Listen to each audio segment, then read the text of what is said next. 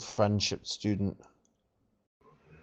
Uh, Hello. Alright, this is Fic Descriptor from the Film Fiction Writers Group. I'm joined today by 6193 Chris, who's doing the recording, Delta, and Wes Fox. Today I'm going to be reading chapters 4, 5, and 6 of Letters from a Disgruntled Friendship Student. So let's get right into this. Applebuck season. Dear Princess Celestia, today I learned that Applejack is an idiot. I mean, she's supposed to be an experienced farmer, and yet she put an impossible amount of work on her plate, and thus brought disaster after disaster onto Ponyville, while really only preventing one. The day started with a fuck ton of cows stampeding towards town. Stupid creatures they are. I mean, come on, an entire herd startled because one of them freaked out over a snake? Just trample the damn snake! Clearly, animals startled so easily are not fit to exist. I wonder what we could do with the useless ones. I bet they're tasty. So, the town wanted to recognise AJ for saving this dump from being stampeded. It took them a week to organise this staged award ceremony. I even came up with a comedy routine and made a list of ponies better than her, but I never got to the chance because my friends kept interrupting me with the things Applejack promised to do with them. When Applejack finally showed up, she was practically half asleep, said a few words, and dragged that trophy back to the farm. Following her back to ask what happened, I found out that Big Macintosh got hurt and was unable to help with Applebuck season.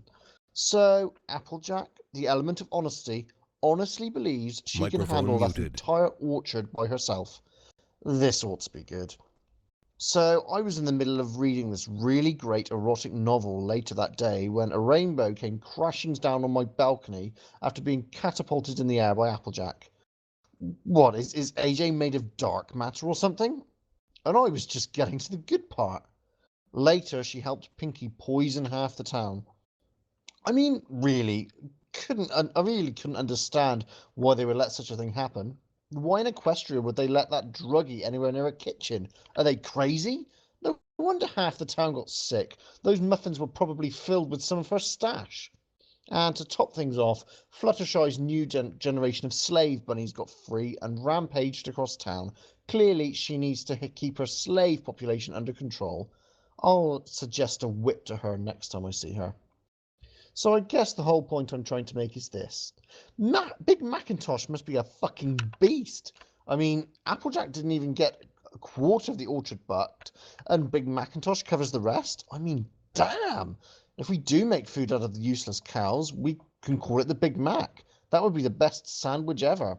Your hungry former student, Twilight Sparkle. On to Chapter 5, Griffin the Brush-Off.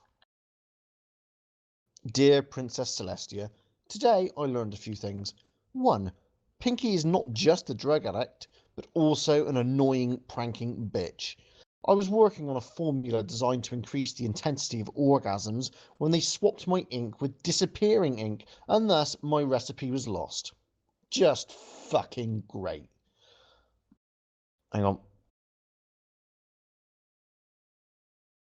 I've also learned that interspecies breeding is indeed possible, as Rainbow introduced a friend that must be the result of a lion fucking an eagle or something. She's not bad. I mean, she got easily pissed at Pinky, so she's got to be right in the head. She even taught that weak-willed Fluttershy a lesson when she couldn't get out of her damn way.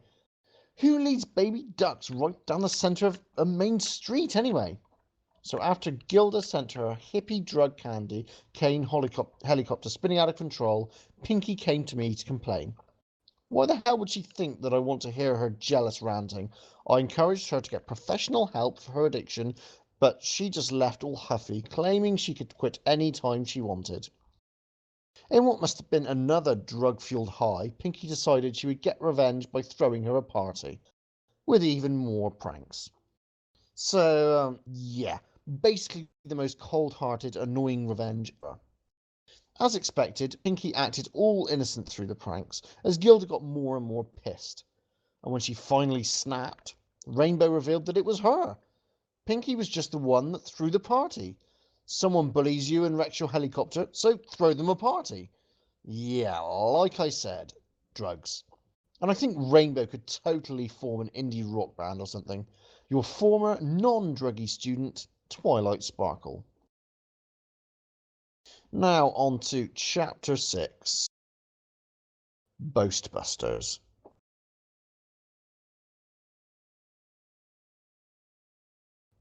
Dear Princess Celestia, apparently Spike thinks a magic mustache would greatly help his chances of boning Rarity. Well, while I have calculated that the chances of him actually scoring a slim to none, I cannot have a bunch of dragon pony spawn running around, so I took it away, telling him it was just for practice. So when we started walking around, we ran into two of the biggest damn idiots in town.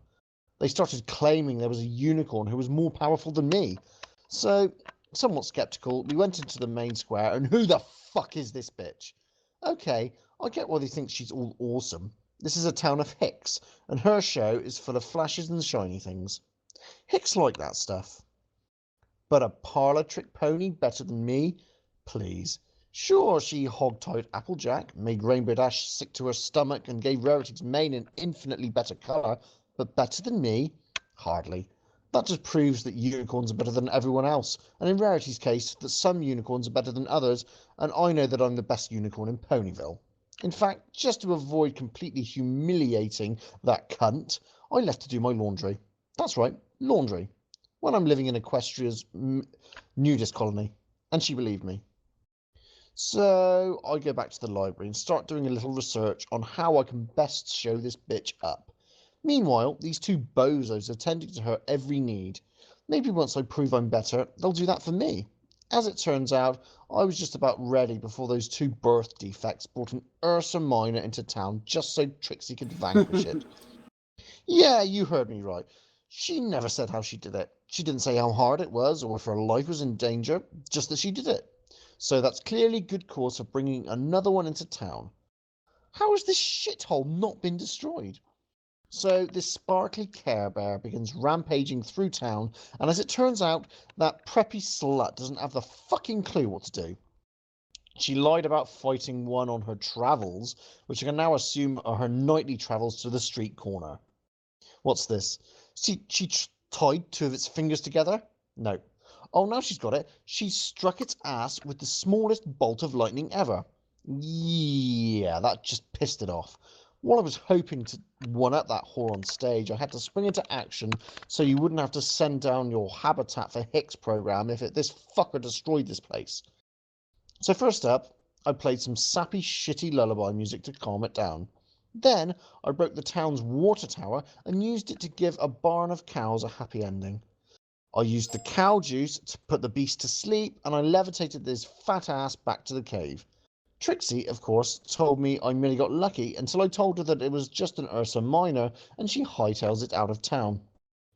I was hoping that by showing off like that, the other five would hate me and perhaps leave me the fuck alone now. Well, no such luck. They were impressed. If Trixie ever comes back, I'm going to get her in bed with me, just to show her that I'm better than her physically, mentally, and sexually. 3 points, you dirty whore.